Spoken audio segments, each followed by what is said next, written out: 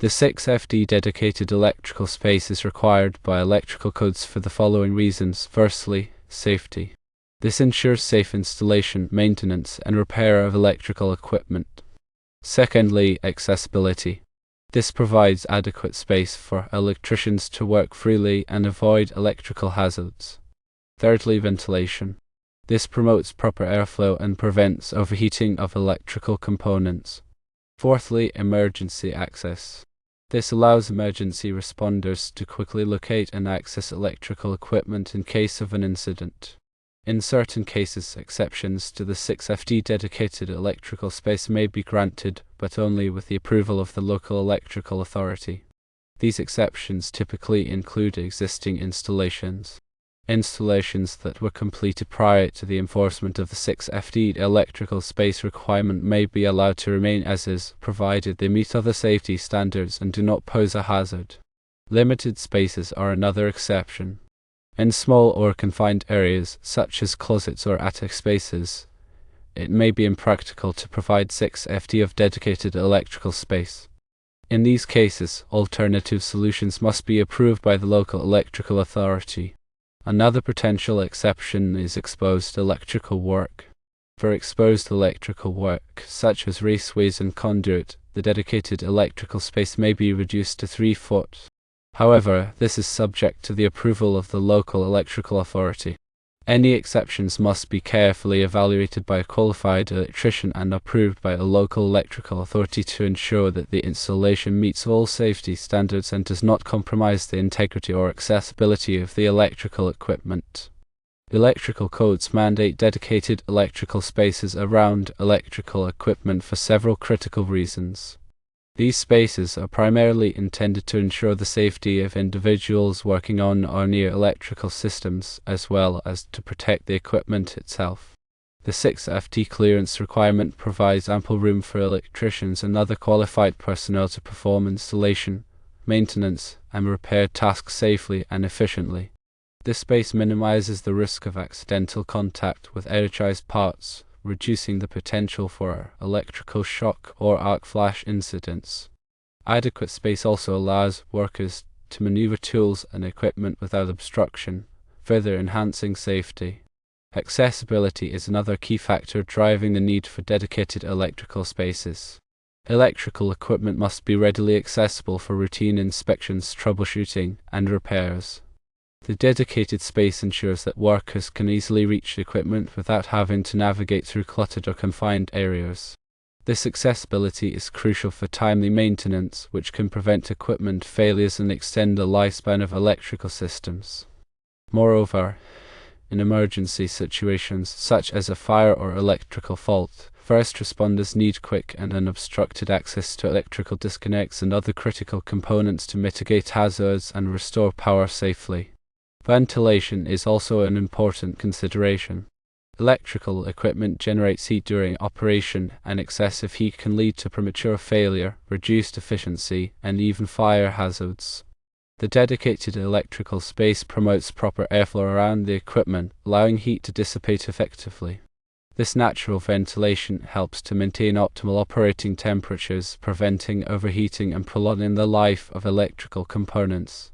In some cases, dedicated spaces may also be equipped with supplemental cooling systems, such as fans or air conditioners, to further enhance thermal management. Emergency access is paramount to preventing hazards. In an emergency, such as a fire or electrical malfunction, the dedicated electrical space gives first responders quick access to electrical equipment. This allows them to swiftly disconnect power, mitigate hazards, and prevent further damage. Clear access paths also facilitate rescue operations and ensure the safety of both responders and building occupants. While the 6FD dedicated electrical space is a general requirement, there are exceptions to this rule under certain circumstances. These exceptions are typically granted by local electrical authorities on a case-by-case basis, taking into account specific site conditions and safety considerations. One common exception is for existing installations that were completed before the current code requirements came into effect. In such cases, if the existing installation meets other applicable safety standards and does not pose a significant hazard, it may be allowed to remain as is without being retrofitted to comply with the 6FD clearance rule. However, any modifications or upgrades to the existing installation must comply with the current code requirements. Another exception may be granted in situations where space is limited, such as in small closets, attics, or other confined areas. In these cases, it may be impractical or impossible to provide the full 6FD of dedicated electrical space. Alternative solutions, such as using smaller equipment, relocating the equipment, or installing physical barriers to protect it, may be considered. However, any alternative solution must be approved by the local electrical authority and must provide an equivalent level of safety and accessibility. A further exception may apply to exposed electrical work, such as raceways, conduits, and cables. In some jurisdictions, the required dedicated electrical space for exposed work may be reduced to 3FD, provided that certain conditions are met. For example, the exposed work must be properly grounded and protected from physical damage, and there must be sufficient space for workers to safely perform maintenance and repairs. However, even in these cases, the local electrical authority has the final say and may require the full 6FD clearance if it deems necessary. It is crucial to note that any exceptions to the 6FD dedicated electrical space requirement must be carefully evaluated by a qualified electrician or electrical engineer. They will consider all relevant factors, such as the type of equipment, the voltage level, the environmental conditions, and the potential hazards, to determine whether an exception is justified and what alternative measures are necessary to ensure safety. The electrician or engineer will also work closely with the local electrical authority to obtain the necessary approvals and permits. Ultimately, the goal is to ensure that all electrical installations meet the highest safety standards and do not compromise the integrity or accessibility of the electrical equipment. The dedicated electrical space requirement is a critical component of electrical safety codes, and it plays a vital role in protecting workers, preventing equipment failures, and ensuring the safe and reliable operation of electrical systems. The NEC, or National Electrical Code, provides specific guidelines and requirements for dedicated equipment space. Article 110.26 of the NEC addresses working space about electrical equipment, and while it doesn't use the exact term dedicated electrical space, it outlines similar requirements for clear and accessible areas around electrical equipment. The specific dimensions and requirements for working space depend on factors such as voltage, equipment location, and whether the equipment is likely to require examination, adjustment, servicing, or maintenance while energized. The NEC mandates minimum distances for working space in front of electrical equipment. These distances vary based on voltage levels and conditions. For instance, for equipment operating at 600 volts or less, the minimum clear distance can range from 3FD to 4FD depending on whether there are exposed live parts on one or both sides of the equipment. For higher voltages, the required distances increase accordingly. The width of the working space must be at least 30 inches or the width of the equipment, whichever is greater. This ensures that workers have adequate room to maneuver and perform their tasks safely. The NEC also requires a minimum headroom clearance of 6 feet 6 inches for working spaces. This clearance ensures that workers can stand upright and move freely without being obstructed by overhead objects. The working space must be clear and unobstructed. This means that there should be no pipes, ducts, or other equipment located within the required working space. Additionally, the working space should be adequately lit to allow workers to see clearly and avoid hazards. Access to the working space must be readily available and unobstructed. This means that there should be a clear path of travel from the entrance of the room or area to the electrical equipment. Doors or gates that provide access to the working space must be wide enough to allow workers to carry tools and equipment safely. While the NEC does not explicitly use the term dedicated electrical space, it emphasizes the importance of maintaining clear and accessible working spaces around electrical equipment. These spaces are essential for ensuring the safety of workers and the reliable operation of electrical systems. Local jurisdictions may have additional requirements or interpretations of the NEC, so it's always best to consult with the local electrical authority for specific guidance and clarification.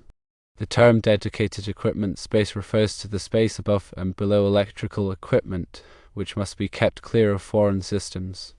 This requirement is intended to protect the electrical equipment from damage or interference from other systems such as plumbing, HVAC, or communications systems. The NEC specifies that the space above electrical equipment, extending to a height of 6 ft above the equipment or to the structural ceiling, whichever is lower, must be dedicated to electrical installations. This space cannot be used for any other purpose, such as storage or the installation of non-electrical equipment. Similarly, the space below electrical equipment, extending to the floor, must also be dedicated to electrical installations. This space cannot be used for any other purpose, such as storage or the installation of non-electrical equipment. The purpose of these requirements is to prevent damage to the electrical equipment from leaks, condensation, or other hazards associated with foreign systems. For example, a leaking water pipe above electrical equipment could cause corrosion or electrical shorts, leading to equipment failure or even fire. Similarly, a HVAC system installed too close to electrical equipment could interfere with its operation or cause overheating. The dedicated equipment space requirements apply to a wide range of electrical equipment, including switchboards, panel boards, control panels, and motor control centers. However, they do not apply to individual pieces of equipment that are mounted directly on a wall or ceiling. In these cases, the NEC provides specific requirements for the installation and protection of the equipment. The dedicated equipment space requirements are essential for ensuring the safe and reliable operation of electrical systems. By keeping the space above and below electrical equipment clear of foreign systems, the risk of damage or interference is minimized, and the lifespan of the equipment is extended. The specific requirements for dedicated equipment space can vary depending on the local electrical code and the type of equipment being installed. Therefore, it is always best to consult with a qualified electrician or electrical engineer to ensure compliance with all applicable regulations. The dedicated electrical space requirements are in place to protect electrical equipment and those who work on it. These requirements are found in the NEC and other electrical codes. It's important to consult the latest version of the NEC and local codes for the most accurate and up-to-date information. It is also important to have a qualified electrician or electrical engineer inspect and approve all electrical installations to ensure compliance with all applicable codes and regulations. This will help to ensure the safety of workers and the reliable operation of electrical systems.